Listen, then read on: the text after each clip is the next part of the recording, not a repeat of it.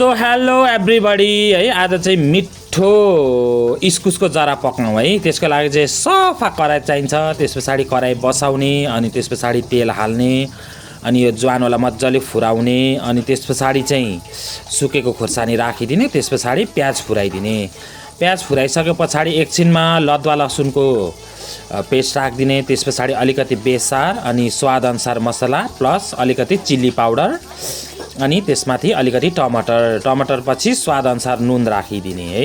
त्यसलाई मजाले यसरी चलाइदिने अनि यसलाई मजाले चलाएपछि छोपेर एकछिन पकाउने। मसला यतिको पाकेपछि यो डाइस पिसमा काटेर राखेको इस्कुसको जरालाई यसरी मजाले हालेर यसलाई आर्राङ उर्लुङ पार्लाङ पुर्लुङ चलाएर यतिको बनाइसकेपछि टक्क छोपिदिने।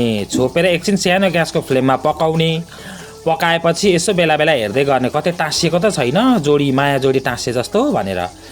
अनि त्यस पछाडि फेरि चलाइदिने, फेरि छोपिदिने। छोपिसके पछाडि चाहिँ एकछिनमा फेरि त्यो ढक्कन निकालेर ट्याक्क यसलाई चलाइदिने, कतिको पाक्यो भनेर हेर्दै पनि गर्ने है। अनि त्यस पछाडि भनेको चाहिँ हाम्रो इस्कुसको जरा इस्कुसको जरा रुट, यु नो इस्कुसको रुट पाकेर यतिको मिठो हुन्छ। यो रेसिपी हजुरहरूले पनि एकचोटि ट्राई गर्नुहोला।